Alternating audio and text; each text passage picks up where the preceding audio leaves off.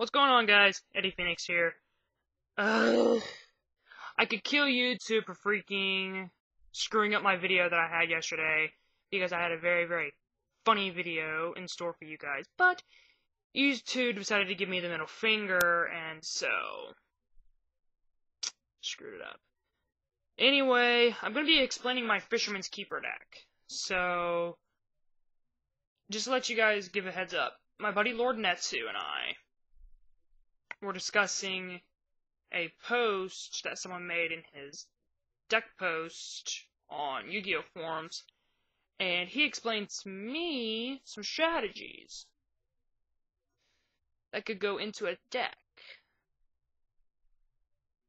From said strategies, I came up with the Fisherman's Keeper. Now, the deck itself will be posted in the description bar below. I've made a few improvements from the original video I was going to post last night. So, without further ado, voice over me, it's coming to you, big guy. Thank you, Video Me. Okay, so, the Fisherman's Keeper, okay. Let's get down to business with this little bad boy. So, I'm pretty sure you might be wondering, okay, the Fisherman's Keeper, Basically, what the deck consists of is, it's built around the Legendary Fisherman. Because, as most of you probably know, his effect states that as long as Umi is face up on the field, this card is unaffected by any spell cards. Monsters on your opponent's side of the field cannot select this card as an attack target. Well, let's see. That already eliminates him being affected by Dark Hole, Smashing Ground, Lightning Vortex, Fissure, Swords Revealing Light, and even though the card won't juice him up, the Legendary Ocean, the level dropping effect still works, but anything else doesn't. Okay, so excuse me, there's a couple of strategies that go into the deck. One is the Fisherman Lockdown itself. Pretty much it consists of the Legendary Fisherman,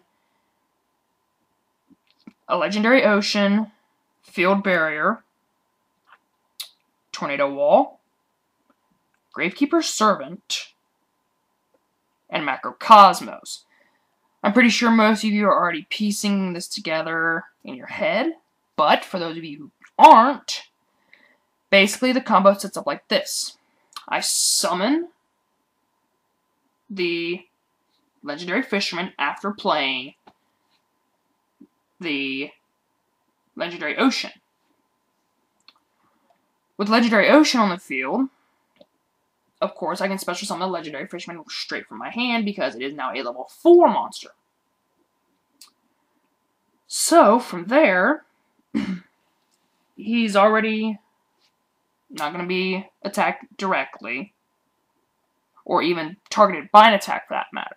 So, taken to the effect of my life points being wide open. So, I use Tornado Wall. Tornado Wall states that I cannot take damage while Umi is on the field, in which a Legendary Ocean is taking the place of Umi. And of course, when Umi is destroyed, so is Tornado Wall, but with Field Barrier, it's going to be a little difficult to destroy. And I don't expect people to MST the card because I'll be protecting it. So, I've already got the life point lock and the magic lock already taken care of. Next comes the attacking lock. Basically, with Gravekeeper Servant, your opponent must discard the top card of his or her deck to the graveyard, or he or she cannot declare an attack. Well, with Macrocosmos on the field, all cards have to be thrown out of play. So, I think most of you can already see this in your head. Now that I've explained it. Macrocosmos plus Gravekeeper Servant equals middle finger rage face because you can't attack me. And if I have Amphibious Bugroth MK3 on the field, I can just sit there and just spam his effect of attacking you directly, as long as a Legendary Ocean is on the field. Now, there's one little strategy that you may find a little bit puzzling, but I throw in the card Ameba. Ameba, of course, states that when control of this card on the field shifts to your opponent, inflict 2,000 damage to your opponent. It can only be used once as long as the card remains on the field. Well, how the hell do you expect that to go to your opponent? Well, I use a little card known as Creature Swap. With Creature Swap, I can basically, of course, pick one creature on my side of the field while you select one creature on your side of the field, and we basically switch creatures, and you get 2,000 damage burn. Again, middle finger, rage face. So, with all of that in mind, I also run a few stall cards that'll stop you from attacking. Of course, Blizzard Dragon.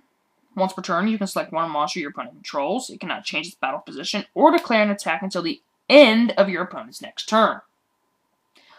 Aqua Spirit.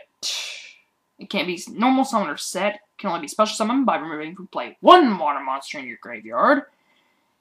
And I can change the battle position of one of my opponent's monster cards, and it must stay in said position for the rest of the turn. So, basically, it's a middle finger again. With Gale, I can synchro. And I've also thought about Fishborg Blaster. I'm kind of sort of testing that on my 2010 game. So, that's the basic premise of the deck. If there's any other questions you might have... Oh, I almost forgot. The Warrior of Atlantis will help me get a Legendary Ocean in my hand. And Moray of Greed also helps with draw power. Return 2 monsters, water monsters from your hand to the deck and draw 3 cards. With most of my monsters being water as it is. Hey, that's another, like, hey, draw power, whee!